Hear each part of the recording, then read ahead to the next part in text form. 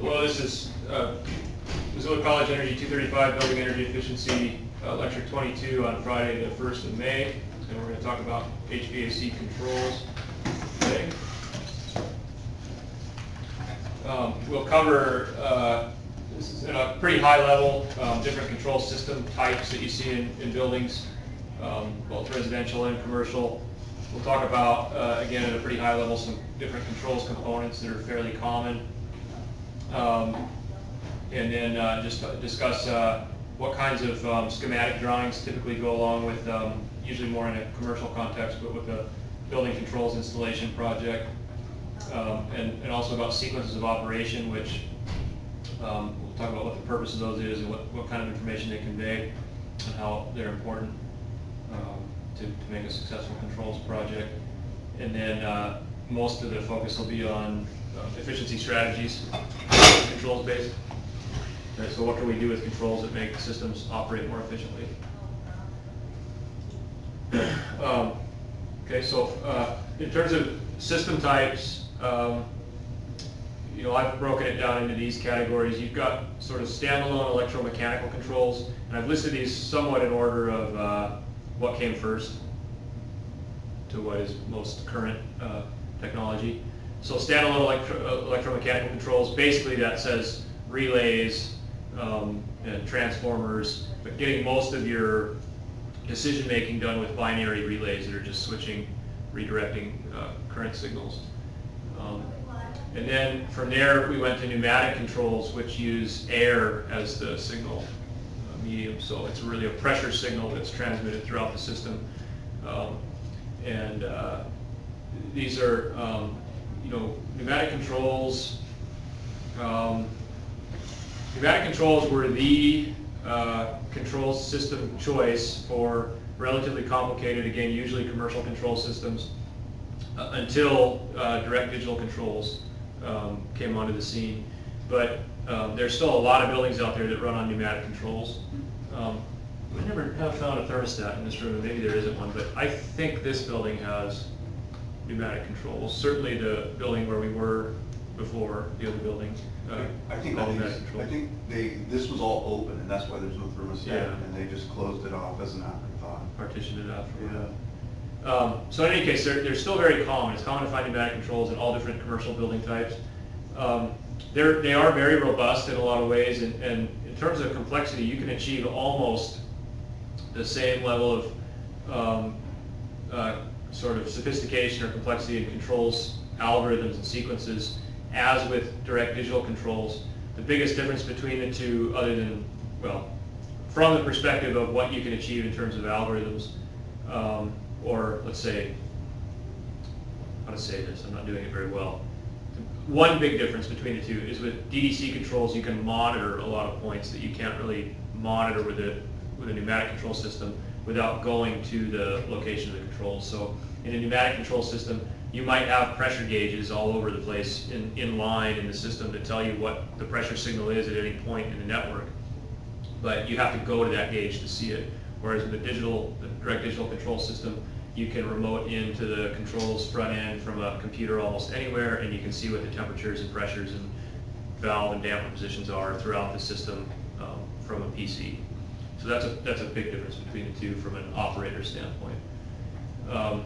Then there are standalone electronic controls. So this is like your programmable thermostats or other even non-programmable electronic thermostats or other types of controllers that you see. Basically just replaced all those electromechanical parts with solid-state electronics. And then direct digital controls. This is usually we call the system a building automation system, BAS. Sometimes you'll see EMS, energy management system. But that really draws the focus to energy when it's really about more than that. It's about controlling all the mechanical and moving parts of the building. You can incorporate things like the security or access systems of the building into the BAS. You can incorporate fire life safety systems. You can incorporate lighting controls. All that stuff can be controlled by the same front end control platform. These are networked electronic controls, and there's generally a hierarchy. distributed, unit controllers and other devices out there. Some platforms, some digital controls platforms don't operate so much on a hierarchy structure as like a web structure platform. There are several different protocols that exist out there that around which these systems have standardized, and so you have LawnWorks systems versus BACnet compatible systems, versus some others that all have slightly different formats in terms of their architecture. They generally have a PC interface, and so that can be one workstation that sits at a desk somewhere in the building, or several workstations. But as I said before, you typically can also configure so that you can have remote access via internet. And they have one advantage of these systems is they have the ability to log data points, history of data point values over time, and then you can pull up that data later and look at trends of how the system's been operating over time. That can be very useful for troubleshooting, as well as energy analysis and things like that. Any questions on that? Good. Thousands, but I don't think we have time for that. I'll throw them out there when you have them. Okay, so standard electromechanical controls, one example would be like these old type mercury bulb thermostats, or here's a furnace that you see almost no electronics in here really. It's like there's some relays and things to make switching happen. Certainly this would have some sensors and thermocouples and things like that still, but the way these work, this is a thermostat for a building I was working through recently that's on a packaged rooftop unit that unit, I guess, let's see, I can't remember the unit itself, the rooftop unit, but this is a heat and cool thermostat, so it's got one mercury bulb for the cooling call and one for the heating call. So, as the temperature changes in the space, the thermocouple in this kind of coil here will move, and this bulb will start to rock over to one side, and mercury falls over, hits the electrical contacts, and it says, okay, I want cooling, go ahead and start the direct expansion AC system, or I want heating, go ahead and start the furnace. Okay, so fairly simple controls, really easy for technicians to learn and troubleshoot and fix, but doesn't allow for very much sophistication in terms of sequences of operation. You can't do an automatic night setback on your space temperature set point. Doesn't keep a record. Yeah, it certainly doesn't keep any record of space temp over time. So then you move to like standalone electronics, like this is I think exactly the programmable thermostat I have in my house. And you can see here's a control board in a furnace that's much more electronic in nature. So now you can actually schedule. You can have an occupied, unoccupied schedule. You can set back your space temp set points at night. You can, in some cases, you can even program to say, okay, during the day I want the fan to run continuously, but at night the fan can just cycle on a heat call, things like that. We'll talk a little bit more about that when we talk about sequences of operation. But here's some pneumatic controls. So to have a pneumatic control system that's charged up with air pressure so that the air pressure can be the signal, you've got to have an air compressor. So with every pneumatic control system comes a temperature controls compressor somewhere in a mechanical room, or sometimes more than one. One of the big disadvantages of pneumatic controls over time is that as they start to form leaks, or as people cut into these and do demo work and changes to the building or changes to the control system, they don't do a really good job of plugging the tubes they cut and things like that. You end up with leaks, and then this compressor runtime goes up, and you're spending a lot of energy on a compressor, running the compressor. This is a pneumatic thermostat. This one is, I believe that, here it is. Okay, just a single set point thermostat, direct acting. Basically, the way these systems work, this will make downstream of all the pressure regulators and the dryer that takes the moisture out of the air, and the filters that take the oil out of the air, you'll have 20 psi of nice, clean, dry air. available anywhere in the system. So you bring 20 psi air into the back of this thermostat, and then the thermostat has a little bleeder port, and as the thermocouple on this thermostat moves with changes in temperature, it will bleed off some of that air pressure, and it bleeds it off of the branch line that leaves the thermostat. So you still have 20 pounds coming into the back of the thermostat, but in the branch line that goes from this thermostat to whatever it controls, like a valve or a damper, as that pressure bleeds off on that branch line, then the damper actuator or the valve actuator moves because of the change in pressure there.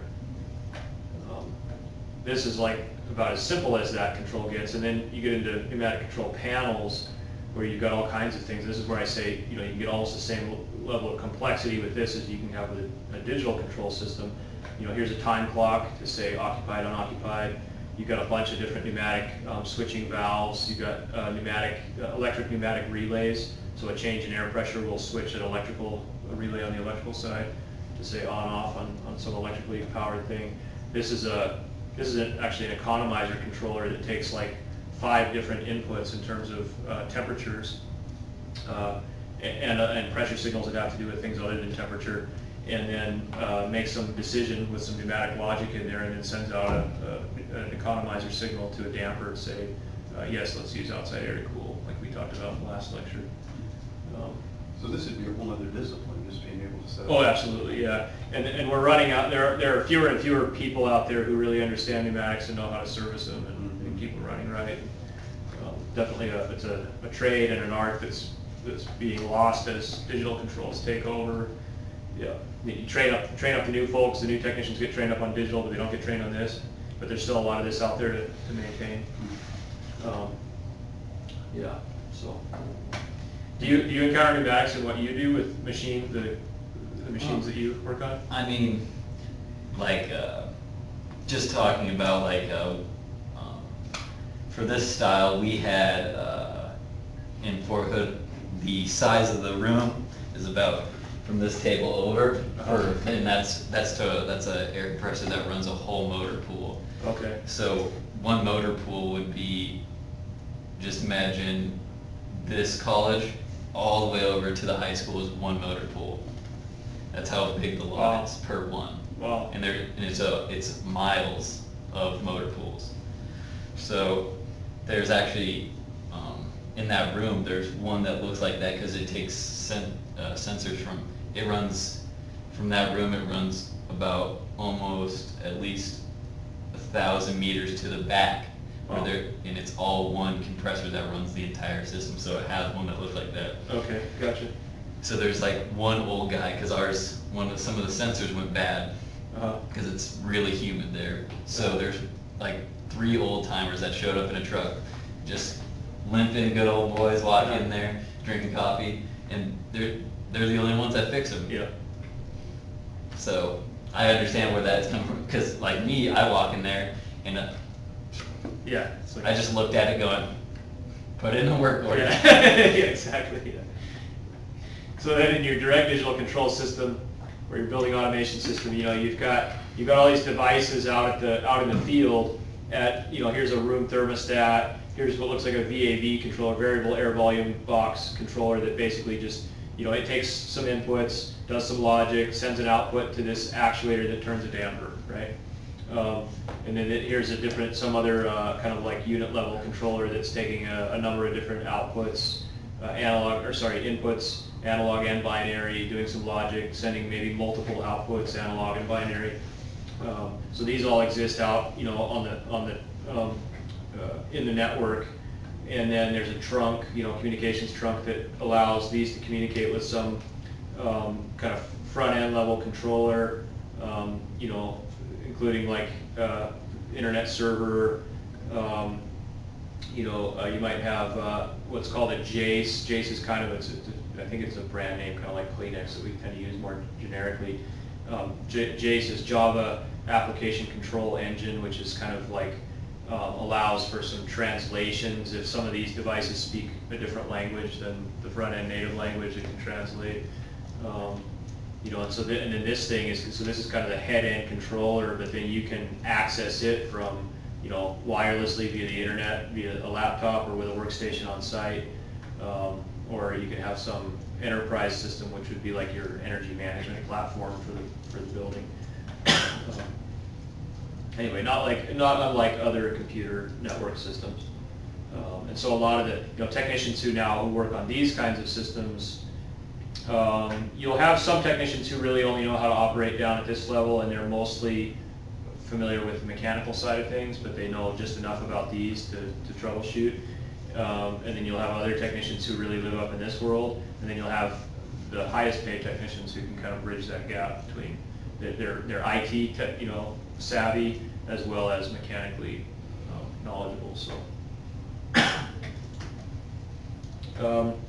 So for all these systems, you've got basically a control system comes down to having sensors of different types that bring in your inputs, analog inputs and binary inputs. So temperature would be an analog input. It's changing all the time. It's not just two values. It's a whole spectrum of values.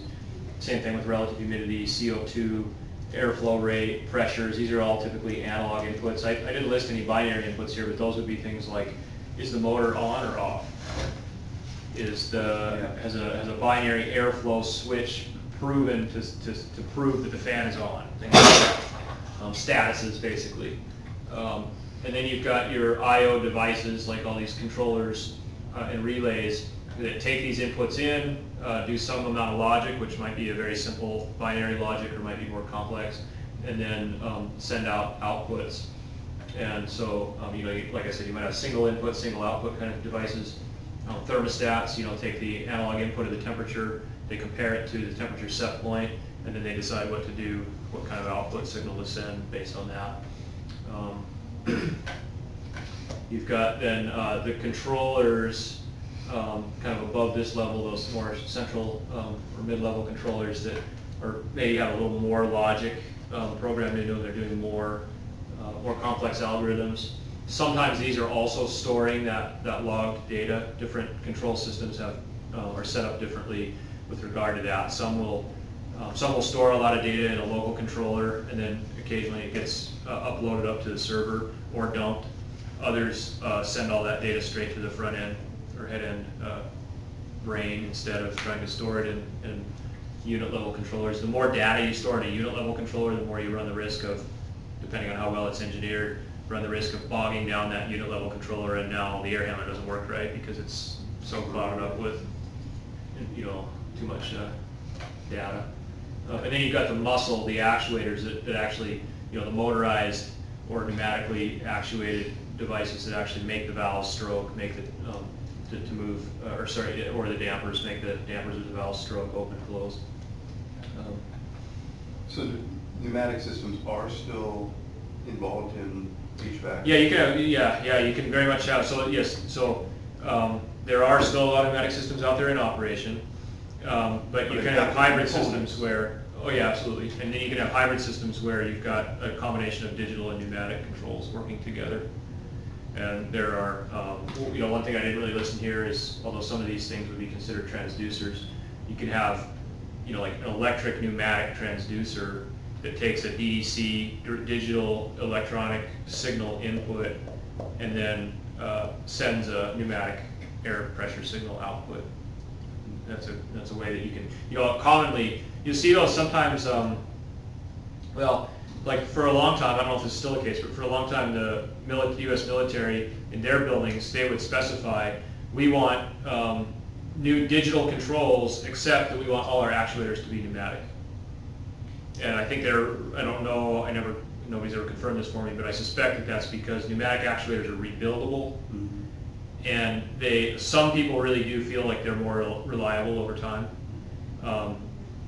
And so, if you were going to have pneumatics anywhere, that would be the place, is in that muscle to make things. Well, when you think about this, so you're talking about, they have crews of like 10 to 20 that literally go building to building every single year and replace motors, like they rebuild them. Yep. So they buy all of that stuff and they sit in shops, and for so many, they take, this 10-person team, they don't need the air conditioning till it becomes the air conditioning season. Right. So they'll sit there and they rebuild them all, and then they take them and then they replace all the ones that Yeah. need to be replaced. Yeah.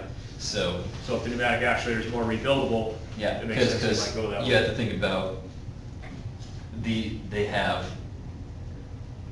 buildings that are 50,000 square feet right next to each other, next to each other, next to each other, and then you have, you know, individual rooms there that all run off the same HVAC system. Yeah. So there's one main HVAC system for like maybe 1 to 2 to 3 buildings, and then it's all fed to those. So, Yeah, yeah. What would it be, another type of common actuator? Would it be like a mechanical? Well, the DDC motorized actuators are an electromechanical thing. Yeah, they take the cable that goes to those has 2 wires for the signal that tells it where to go, what position to go to, and then it has a 3rd wire that's just for power. So it's an electrically powered motor. Okay. Yeah. Yeah. But those are really the 2 types of actuators? Yeah, pretty much, and I'll show you some pictures of them. Oh, great. Good. I think the next slide maybe, yeah. Sure. So sensor, this slide is all sensors. Here's a common type of temperature sensor. It's just a thermistor. You got a little bulb here that I don't remember exactly how a thermistor works. You know, its resistance changes with temperature, right? You know, but as far as the physics of what's inside this bulb and exactly how that happens, I'm not sure. But you know, you got 2 wires coming out the other end of it, so you apply you know, a voltage across those 2 wires, and as the resistance of this changes with temperature, you're going to get different current flow through that thing, and you can meter that current flow and know what the temperature is. CO2 sensors, this one, there are wall-mounted CO2 sensors that you might just put in this room, and we'll talk about why you would be monitoring CO2, you might already know, but there are some that you can just put on the wall, just like right next to the thermostat, that monitors CO2 in the room. This one has a sampling tube, so this is one that you would mount to a duct. So you drill a hole through the duct wall, stab that in there, screw this plate onto the duct, connect the wires to your control system, and this is going to monitor how much CO2, like in the return air, to an air handler.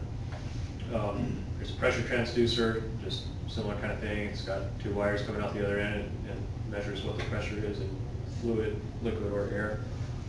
Here's a pneumatic temperature sensor. You can see the difference just in what it takes to have an electronic temperature sensor versus a pneumatic one. Here, all the brain is somewhere else. Here, some of the brain has to be right here, if you will, if you want to call it that.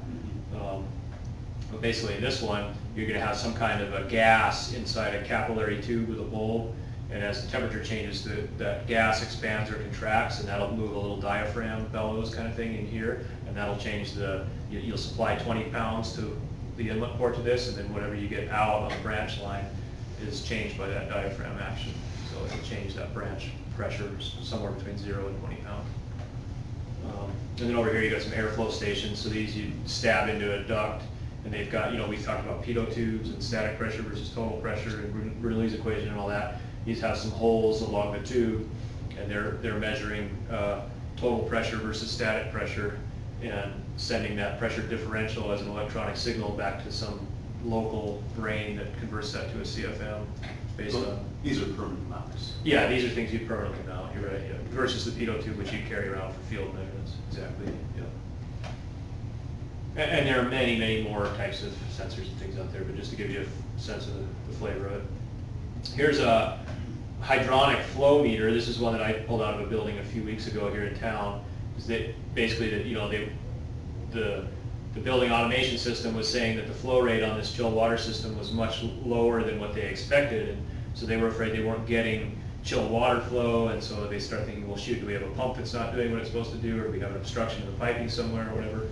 And my mind goes first to, well, how do you know that flow rate that you're reading is accurate? So we better look there first. And when we pulled this flow meter out, so this is where it inserts into through this fitting into the pipe. This is the piece that's in the pipe. So this is in the flow. It's got 2 little turbine blades that spin, and this thing is calibrated so that it can output a flow rate signal based on the speed of these 2 little turbine blades flowing in that water. This bottom blade, the axle on it was totally rotted off, and so it was not spinning like it should.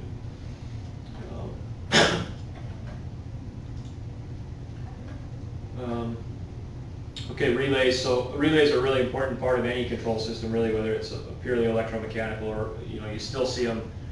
There isn't a digital control system out there that can do everything with digital solid state controls. There's always some relays in the mix. And so in the simplest terms, a relay, like this diagram here, would be a single pole, single throw relay. What you have is you've got your common connector, and then you've got a normally open and a normally closed. And so it's these terminals to which you're going to wire your load. So let's say it's a fan, and you're using this relay to start and stop a fan. So when you send your circuit to the fan, you bring your hot leg, when you're on your way to the fan with your hot leg, you might come to the common. And then if you want the fan to be off except when you tell it to be on, then you then wire from the normally open to the fan, and then back to neutral, right? So that in the normal position, the switch is open between common and normally open, so there'd be no power to the fan. Okay, but the way a relay works is that then when you put power to this other circuit here, which is called the coil, that this switch moves to the opposite position. So if you wired that fan just like I said, but then you apply a voltage across this coil, this switch is going to drop down, close between common and normally open, and now you've completed your circuit to the fan, so your fan's going to start. And as soon as you take the voltage away from the coil, this switch goes back to its normally closed position, and the fan goes off. And if you wanted the fan to run except when you tell it to be off, you would wire it between common and normally closed. Does that make sense? No? I can certainly cover that. Semester. Okay, right. With circuits, Yeah. sure. And then from there you just get into relays that have a double pole, like double throw relay, which I think is what this one is here, would have 2 switches inside of it.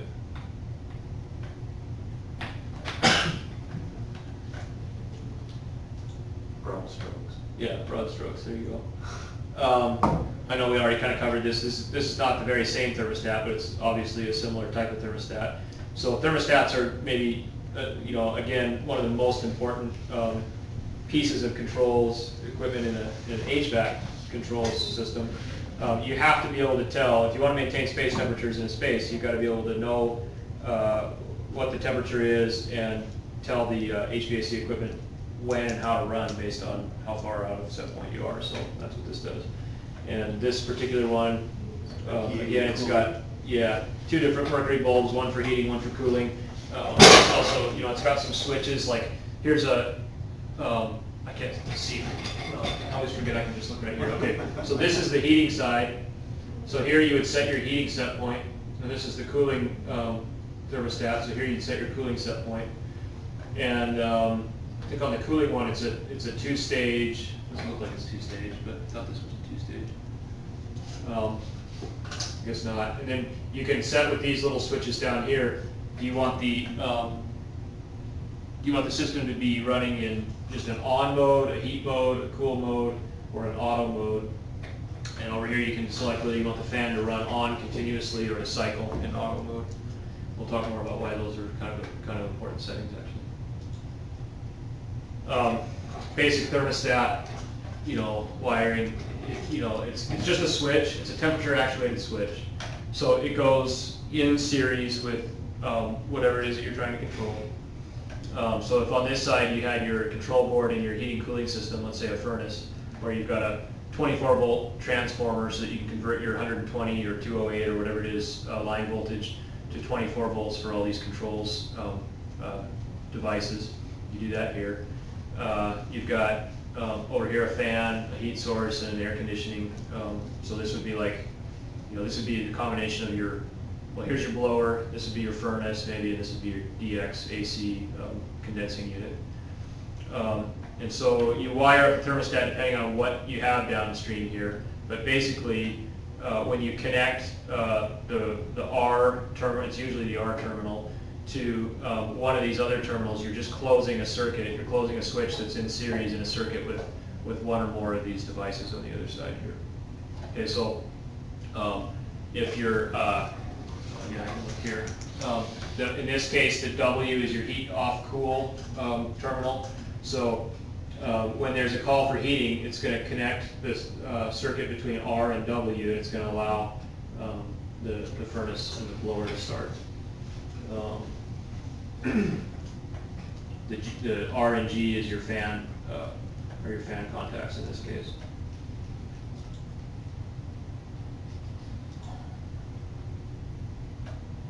I don't know what to say about these. It's pretty clear what they are. This is a digital electronic unit controller. This one I happen to know is on a computer room air conditioning unit at a hospital in Montana here. This is a Carroll brand controller, fairly sophisticated unit controller that can stand alone, doesn't have to be connected to a building automation system, but also can be integrated to a building automation system, so that basically the difference there is if you have a building automation system that oversees a lot of other systems in the building, even though this controller is fully capable of controlling the one unit that it's attached to, it can tell the BAS everything that it's doing or not.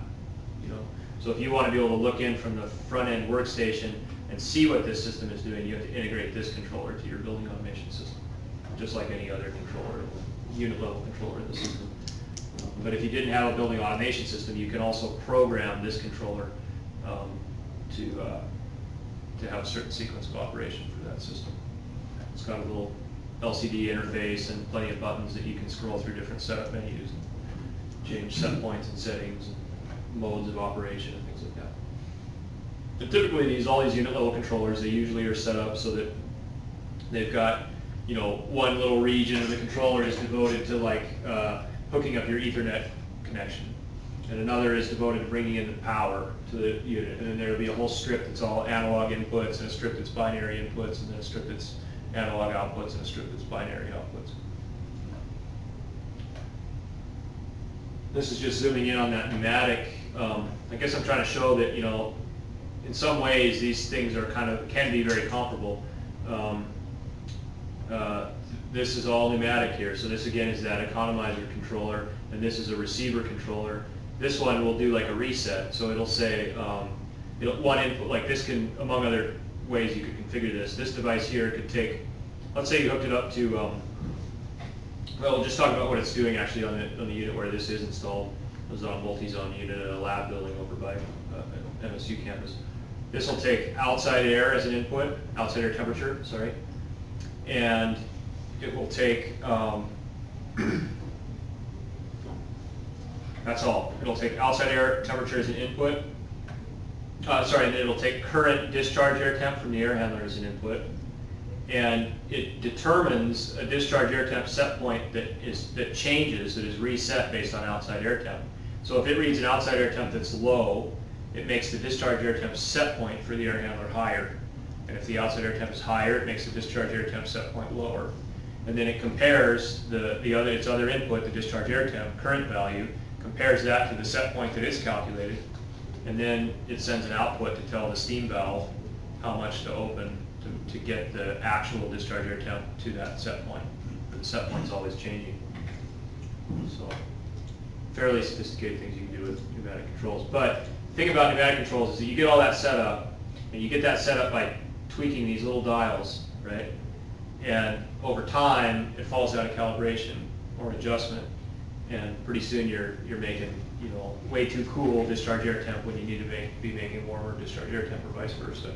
So it requires somebody goes around periodically. I generally like to say every year, which never happens, except maybe in the military. In most commercial buildings, that kind of thing just doesn't happen, and if it does, it's only when there's a problem. So it's these become a maintenance burden that most people can't afford to take care of. Like any instrument, it needs tuning. Yeah, and more so though than this, because this is solid state, doesn't have any moving parts. Mm-hmm. There's less, it can fail catastrophically, or you can have individual inputs and outputs fail, but the chances of this thing just kind of falling out of calibration, not so good. Whereas this almost certainly will. It's almost more of a given. Mm-hmm. Yeah. So we say if you have, where I have a good photo one, but if you have a thermostat for the room, a temperature sensor that's like one of these, if it's calibrated out of the box, it's going to be calibrated until it fails, basically. Occasionally you do get one out of the box that just is a factory error and it's no good. But generally, if they're good out of the box, they're going to be good for their life. And but whereas a pneumatic thermostat, this one, really somebody should recalibrate that yearly, or at worst case every 2 or 3 years. Somebody should go around and recalibrate this. And if it doesn't happen, I almost always when I go to these out in the field, they're out of calibration.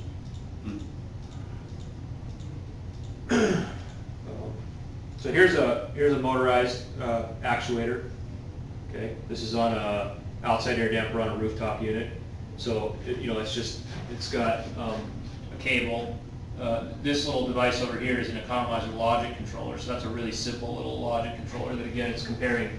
That'll compare current outside air temperature. It can compare it to current return air temperature, and it'll make a decision. Is the outside air cool enough right now to use it for cooling the space if I want cooling in the space? And if it is, and other conditions are met, it'll start to, it'll allow the power signal to go through to this actuator to start stroking that actuator and opening that outside air damper. This would be a modulating setup so that, some are just two position where you send it a signal and it just goes fully open or fully closed.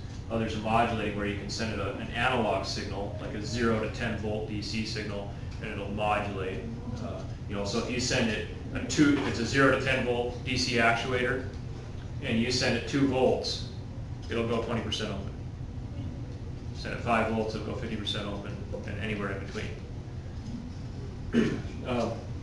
Here you've got 1, 2, 3, 4 different motorized electric actuators. Here's one. This one's on a steam valve. These 3 here are on zone dampers that mix hot air and cold air to make a certain discharge air temperature to go to a zone depending on whether the zone wants heating or cooling. This is a pneumatic steam valve actuator, and this is a pneumatic damper actuator. So we're comparing these electric motorized actuators to these pneumatic ones now. The pneumatic ones, typically pneumatic valve actuators have a spring that resists the action of the pneumatic part of the actuator. And then what you can't see very well is up inside this cap up here, this bonnet, there's a pneumatic diaphragm. Okay, and so it almost looks like a piston. Yeah, exactly. Right, you can see the rod coming out of the bottom. Yeah, so there's a stem here. So as you send more air pressure through this signal tube to the top of this actuator, at 0 pounds here, the spring will push the stem up, and as you send pressure in to the top of this, above this bellows, the bellows will expand and work against this coil spring and push the valve stem down. And whether stem down or stem up is open or closed is another story, right? You can have it either way. That's what determines whether this whole assembly is a normally open valve or a normally closed valve. Okay. If it's a normally open valve, that means if you were to cut this line and has 0 pressure to this bellows, and this spring pushes that stem up, then stem up would be open. If it's a normally closed valve, vice versa. But you're right, here it's a little different because it may have very much the same, it should have kind of a coil spring inside that resists the action of a pneumatic bellows kind of diaphragm thing, but it's all packaged up inside this canister. But same kind of thing, it moves this stem. When you pressurize above the diaphragm with your air pressure signal, it'll push that stem down, and when you relieve that pressure, the coil spring will pull that stem back up. And in this case, it's stroking a linkage on a damper shaft, whereas in this case, it's just stroking the stem valve, or the valve stem. Interesting. Okay. But if you want to know, whereas with a digital control system, if you want to know what signal is going to the actuator, you might go put a voltmeter on the terminals of the controller, see how many, is it putting out 2 volts or 5 volts or what. Here you'd have to cut this line and put a pressure gauge in line with it to see what that pressure is. And in the best cases, somebody's done that, like when they installed it, they put a pressure gauge at least nearby somewhere. It's just so much easier to do things. Yeah, so much easier if you know what's going on. But I carry a kit with a whole bunch of gauges and fittings and things, so I can cut that line, put a gauge in and say, okay, I see what it's trying to do. You know, so if I see, for instance, that this guy has 20 pounds coming into it, but the stem hasn't stroked, it's because there's a hole in the diaphragm. Or this plunger is stuck with corrosion or something like that, right? The actuator's failed. Okay, let's see where we're at with a little over.